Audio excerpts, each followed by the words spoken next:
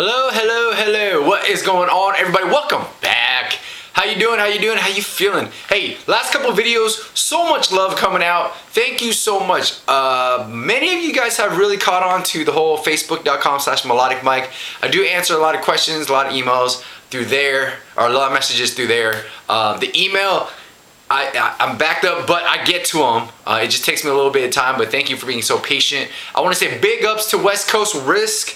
He did it big this past Saturday, May 31st, at the gas lamp in Long Beach, opening up for Warren G. And then for all those people who made it out, thank you so much for showing hip hop so much love.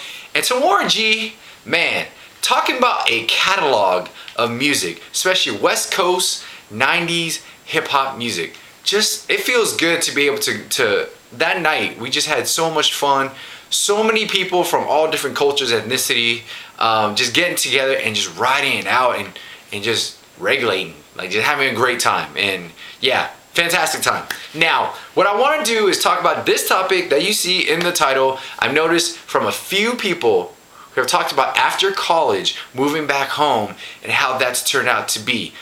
Specifically people who feel as though they changed a lot and moving back home after going to college for 4 or 5 years or whatever, and then moving back home and everything still being the same, right? Your high school friends that didn't really venture out anywhere, still the same mentality, still the same type of people. Your parents treating you the same because, you know, you're their baby, you're their kid. They're going to see you as that little person and not as an adult just yet. And it's a difficult time. You know, I've been through it. I struggled with it for a little bit, but I'll tell you a couple tricks that I did, and hopefully it helps you out. For all those who have been through this, please comment below. Let me know what you guys did to make, if you moved back home after college, you know, to save money as you're starting your career, to save money before you move back out on your own again. What did you do? So this is what I did. You know, I'm an only child, as many of you guys have know by now. And so I spoke to my parents. I actually sat them down. I was living on my own for, I want to say about 8-9 years.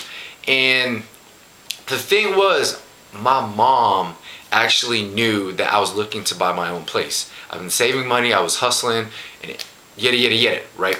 And so what happened was she proposed, why don't we buy a house together since you've been on your own for so long, and, you know, whenever you get married in the future, this could be your house you raise your family in.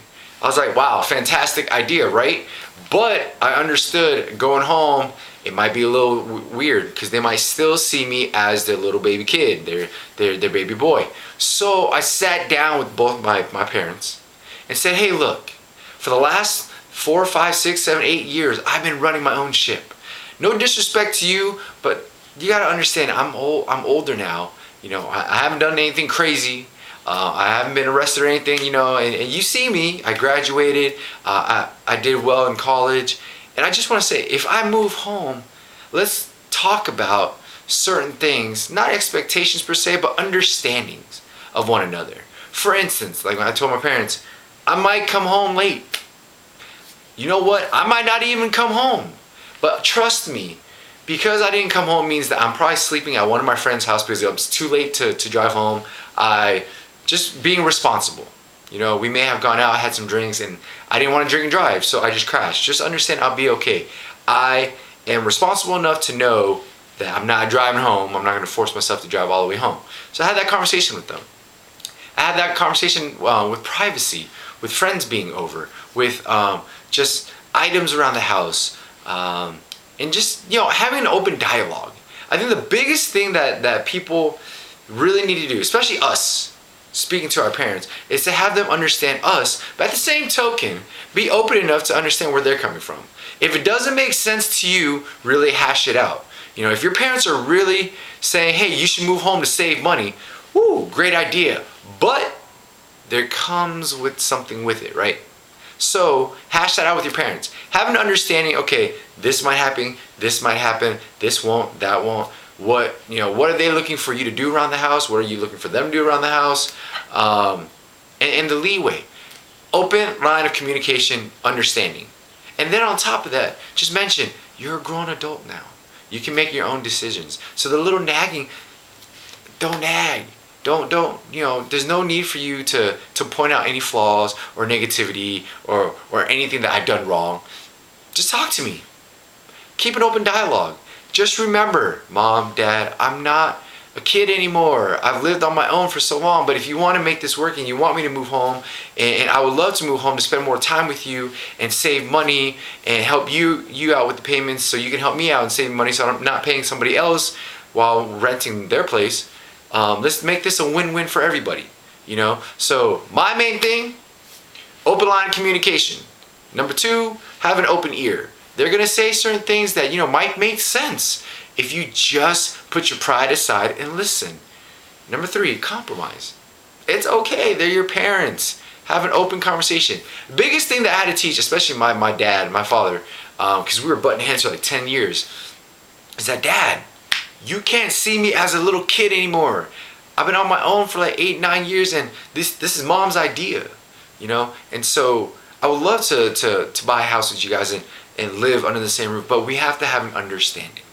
And my dad and I worked on it, and constantly working on it and talking. And lo and behold, as the conversations took place and the compromise and the understanding, the listening, it became really easy.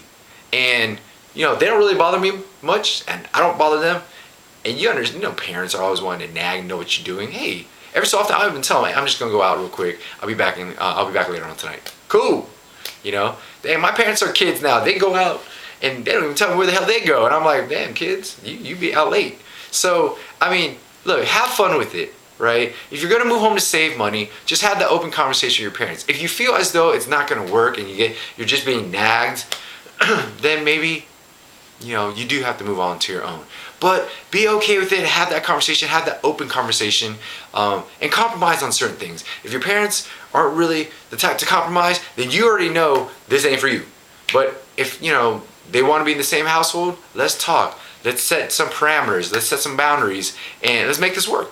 All right? So let me know what you guys did. If you moved back home after college, what did you do in order for your parents to understand that you are a grown-ass adult now and that you can make your decisions and you're responsible, you're not going to be doing anything stupid and crazy? Like, what'd you do? Comment below. Pass it on. Build this community, because you know what? We have a lot of people that are going to be graduating soon and they're going to be moving home and they need some tips on what to do, right? So my main thing, like I said, open line of communication, listen, understand, and compromise, right? It's like any other relationship that you have. Let me know what you guys think. Comment below. Love you guys so much. So much love, so much joy coming our way. We are continuing adding subscribers. And please share any of my videos. Continue doing so, because what we're gonna do is create a community of just love. That's all it is. Genuine love, as you guys see on my Facebook that I always post. All right, so let me know. Email me questions, thoughts, concerns, any other topics you guys want me to touch on. Bring it. This is great. You know, we have created something so positive, and it's just continuing to grow. All right, so until next time, hit me up. I'll talk to you soon. Take care, everybody. All right, stay blessed. Cheers.